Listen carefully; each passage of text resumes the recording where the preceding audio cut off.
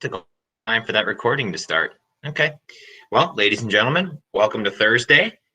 I can't even believe it, but we're almost to the weekend already, just with 3 days of school this week. So, just a quick recap of where we went this week, right? We started off Tuesday talking about the death of Caesar. And then yesterday, we spent a lot of time trying to figure out who Caesar really was as a person, as a leader, and was he somebody who deep down actually had the best interests of Rome at heart, or was he just self-obsessed and was just using people and achieve his aims and his goals? It's up to you. But before we get prepared for your weekly assessment this week, I wanted to take a little bit of a detour. Now, obviously, when it comes to Rome, I understand there's a lot of war talk going on. Unfortunately, when you have a society that's built entirely off of military gains like Sparta, it's kind of hard to tell the story without doing that, right? But now we're seeing a lot of infighting. And particularly when the triumvirate fell apart, they had a big civil war, right? And I figured that it'd be a really cool idea to take a different perspective from that time that is going to be very important in the time of Caesar, but is also going to be a person who does a great job in bridging the time from Caesar to what happens after his death and to the rise of the Roman Empire. And the person that I'm talking about is Cleopatra. Now, Cleopatra is, well, she was a pharaoh of Egypt. And you're right, you heard she. Now, this isn't the first time in Egyptian history this has happened. There have been plenty of female pharaohs. However, this is going to be the first time that we see this in the what's called the Ptolemaic kingdom of Egypt. Now, remember, Ptolemy was one of Alexander the Great's generals. He was given Egypt because Alexander was crowned pharaoh himself, correct? So these are descendants of this general of Alexander's army. So they're actually not Egyptian, they're Macedonian or Greek.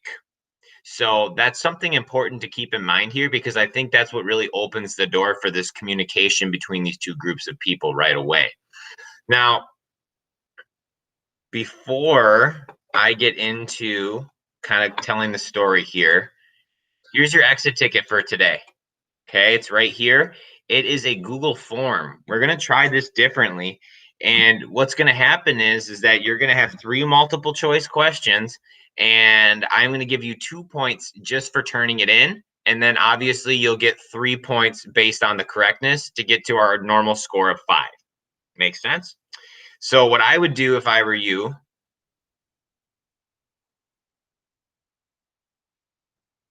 is split screen it and then have my video on the side. And then I think you'll be able to answer questions as we go through it. Okay. Now, I am going to minimize the form, not because I don't want to give you answers, but because I think it's going to be easier to see the pictures full screen. So if you haven't done so, I would pause the video, go ahead, split screen, and then restart when you're done. Okay. So let's start with Cleopatra. Now, Cleopatra was born in 70 BCE in Alexandria, Egypt, right? And Alexandria was one of those cities that Alexander founded when he was going across the world. And the one in Egypt ends up becoming the capital city of Egypt because, well, his general will take over there eventually. Now, there's a lot of speculation as to what Cleopatra actually looked like. They think that she is usually made up to be someone who's usually very, very regal with like a small Greek nose, and usually with straight hair whenever we see her in movies. But in reality, there's a lot of speculation that she looked quite a bit different than that, especially with her curly hair. So, and the reason that we can kind of figure out what she looked like is because since she was a pharaoh, they actually had money made that looked like her, and they've deduced that she probably looked more like this in real life as opposed to what people see her as in movies. Now, after Julius Caesar dies, we're going to have 3 gentlemen that are going to be fighting to take control of Rome. And in the beginning, they're actually going to become what's known as the second triumvirate. And it's funny because if they knew anything about what happened to the first one, they probably known the second one would have ended the same way. You're going to have Octavian, who is the adopted son and actual great grandnephew of Julius Caesar. You can tell he kind of looks like him. This is Mark Antony, who is going to be Caesar's right-hand man. He was the guy who was commanding like half of his legion. So he was somebody that was battle-tested and had Julius Caesar's complete trust in his lifetime. And then the third man is Lepidus, who, just like with Crassus, unfortunately, the third wheel always seems to be the rich one. He's a guy who has a lot of money, okay? And he's going to start out in Spain at first. But before all of this happens, Cleopatra meets with Julius Caesar. And when she does, she's worried because Pompey has come into Egypt and her brother is 11 years old at the time. She's 18. So her brother, because he's a boy, is considered to be the one that should be taking over for rulership when he's old enough. So her brother kicks her out of the kingdom and basically says, if you come back, I'm going to have you killed. Now, Julius Caesar comes into Egypt because, well, lo and behold, he wants their support. But Pompey is going to have her brother's support. His name is Ptolemy the 13th. I know that's very, very difficult to understand. There's too many Ptolemies. But her brother is going to try to keep her out. So what she does is when Julius Caesar's in Egypt talking to her brother, she has herself rolled up into a carpet, brought down the Nile River, and then rolled up in that carpet to Julius Caesar.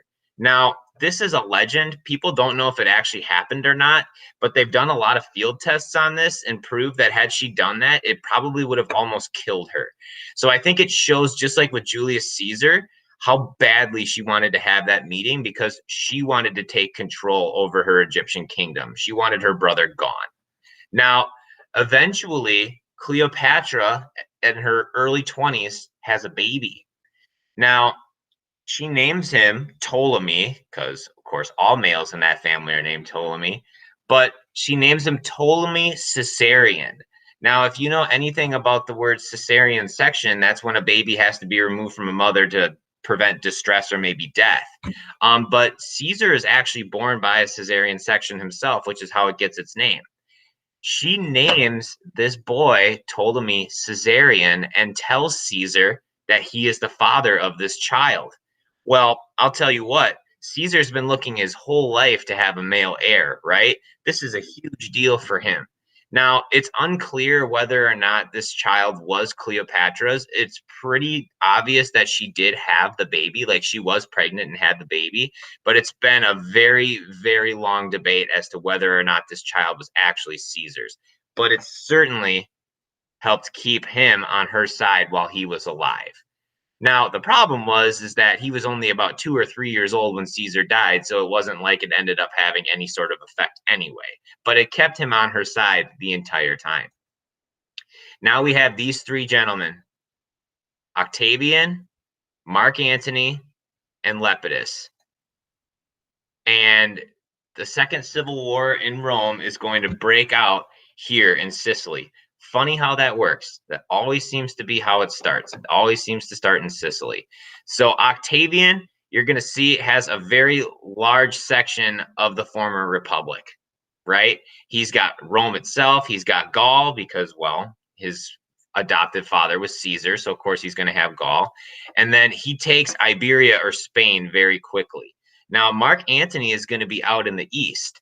And as you can see, Greece, Phoenicia, Judea, actually, and this area out here, which is Libya today, they all surround Egypt. So the obvious place or the obvious person who's going to have a meeting with Cleopatra in Alexandria is Mark Antony. Mark Antony is seen by Egypt as probably having the best chance of the three. He was an actual soldier. He was one that had the experience. Octavian, though he was a soldier, as you can tell, looks pretty skinny compared to Antony. He actually had some very serious health issues his entire life that prevented him from seeing a lot of action. And people thought that it made him number one, weak, but number two, maybe not able to answer the bell when things got tough. So Egypt and Cleopatra got on the side of Mark Antony. Not only that, Cleopatra married Mark Antony. And the goal was simple. They team up, they have a child, and when Mark Antony inevitably takes over Rome again, Egypt and the Romans are all going to be one team together. Heck of a plan. Heck of a plan. There's only one problem. It doesn't quite work out that way. In the end, Octavian is shown to be a way more capable commander than people gave him credit for. He ends up taking this eastern area here that Pompey took a long time ago, and eventually at this place right here, which is funny, it's in Greece, called Actium, Antony and it's not Augustus yet, Octavian face off for one massive, massive conflict. Now, whoever wins this is going to end up winning the whole shebang. It ends up being Octavian, and in fact, it's not even close. Well, now Octavian is going to spend the rest of his life, or he's going to try to, in catching Mark Antony. His goal is simple. He wants to bring Mark Antony to Rome and have him executed in public so that people know who was the clear winner. Antony doesn't like it. He doesn't want to follow along with that plan. Obviously, he wants to save his own skin. And eventually, him and Cleopatra run and run and run and run and run. Eventually, they find out there's not a chance that they're going to be able to keep running. Eventually, they're going to get caught. So in 30 BCE, Mark Antony has Cleopatra give him poison, and he's dead. He dies. Not long after that, a few days later, Cleopatra, after killing Mark Antony, decides that she probably can't go back to Egypt. And on top of that, she is absolutely devastated at the loss of her husband, and she ends up taking her own life as well. Now, after this, it's going to be probably 2 or 3 years later, is when Octavian is going to end up taking control of all of these old Antony areas, and he is going to bring it under control of one person. Now, he is going to give himself a title called Princeps, which means first citizen, and it'll eventually be known as the Imperator, or the Emperor of Rome, starting the Roman Empire. Now, I just want to make sure. Oh, by the way, yeah, this would have been a movie picture of Cleopatra's 11-year-old brother as Pharaoh. Looks so funny to see kids that age dressed up in all that king stuff. All right, well, just taking a look at this exit ticket, it looks like we've got everything that we need in order to answer this. Just a quick disclaimer here. For your weekly assessment this week, it is entirely your plan. Okay, now we're doing an opinion question on what you think of Julius Caesar. Was he a good person who decided to take control of Rome to do good things and to benefit the people? Or was he a bad person who, through his own desires and wills, was going to steal Rome and do whatever he wanted with it because he was selfish? That's up to you. Okay. Now, I understand this is different than any weekly assessment we've done, so there are probably going to be some questions. Okay. I'm going to post it at 2 o'clock today instead of 3, because if you have any questions, then maybe you can get to me in the office hours early, and then that way we can fix up any issues that we might have. Okay. But otherwise, like normal, it's going to be due Friday at noon. I'm also going to be available to answer any questions in the morning too.